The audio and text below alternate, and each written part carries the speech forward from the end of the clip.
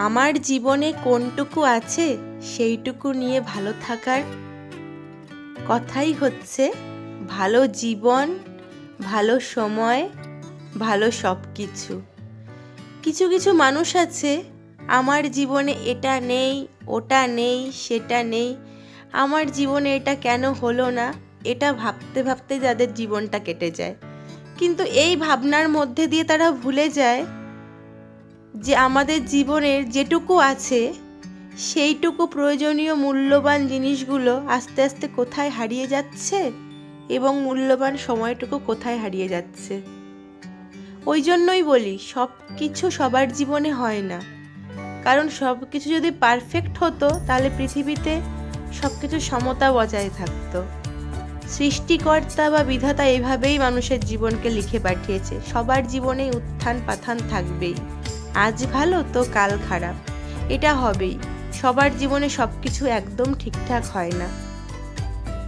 কি বলুন তো, আমরা এগুলো ভাবতে ভাবতে না যে এটা নেই কেন, ওটা নেই কেন, জীবনে যে গুরুত্বপূর্ণ সময়টুকু, যেই সময়টুকু আমরা হেসে খেলে বন্ধু বান্ধব পরিবারের সাথে পার করতে পারতাম, সেই জীবনটুকু আফসোসের মাধ্যমেই আমরা ব্যতীত করে ফেলি।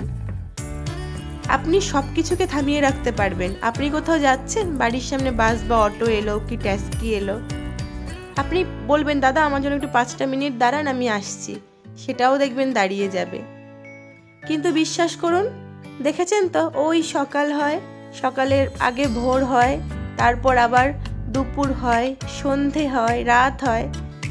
আপনি কিন্তু কখনোই ভোরটাকে বলতে পারবেন না ও ভোরবেলা তুমি একটু দাঁড়াও, আমি আর 5টা মিনিট ঘুমিয়ে নিই।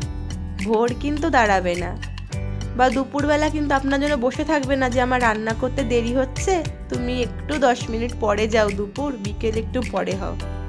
সময়কে বেঁধে রাখার মতো ক্ষমতা আজ পর্যন্ত কারোর হয়নি, বা অতীতেও কারোর হয়নি, বা এখনো কারোর হয়নি, বা ভবিষ্যতে হয়তো হবে না। সময়কে কোনো ভালো দড়ি, ভালো শেকল, ভালো সিন্দুক কিছুর মধ্যেই বেঁধে রাখা যাবে না। ওই জন্য নিজের জীবনের গুরুত্বপূর্ণ সময়টা গুরুত্বপূর্ণ মানুষগুলোর সাথে হেসে খেলে কাটান, দেখবেন এর নামই জীবন। নিজের পরিবারের লোকজন কি নিজের ভালোবাসার বন্ধু বান্ধব যারা আছে, পরিবার যারা আছে বাকি, তাদের সাথে কাটান এবং মানুষের সাথে বুঝে শুনে মিশে চলুন, কারণ সব মানুষ মেশার যোগ্য হয় না। মানুষরূপী অনেক পশু আছে এই পৃথিবীতে, তো ওই জন্য মিশবেন না কেন, সবার সাথে বুঝে শুনে একটু মিশে চলুন এবং দেখবেন আফসোস না করে জীবনটা ভালো করে কাটান, জীবনটা কত সুন্দর। সবার জন্য অনেক অনেক ভালোবাসা কাম্য রইল। সবাই ভালো থাকুন। সবাইকে সরস্বতী পুজোর অনেক অনেক শুভেচ্ছা। আমাদের এখানে আজকে সরস্বতী পুজো হচ্ছে না, দেশে তো অনেক জায়গায় দেখছি পুজো হচ্ছে, এখানে কালকে হবে পুজো সব জায়গাতে। তো সবাই ভালো করে বিদ্যার দেবীর আরাধনা করুন, সবাই প্রচুর ভালো থাকুন। আর এই সরস্বতী পুজোর দিনগুলোতে জানেন তো, সেই ছোটোবেলার কথা খুব মনে পড়ে যায়। মা শাড়ি পরিয়ে দিত, সকাল সকাল চান করে বাড়ির ফুল গাছ থেকে ফুল ছিঁড়ে বাবা কিছু ফল এনে দিত, সেগুলো নিয়ে স্কুলে যাওয়া, অঞ্জলি দেওয়া, খিচুড়ি খাওয়া, খুব মিস করি সে দিনগুলোকে। তো যাই হোক, সবাই প্রচুর ভালো থাকবেন, সবাই প্রচুর মজা করুন পুজোতে।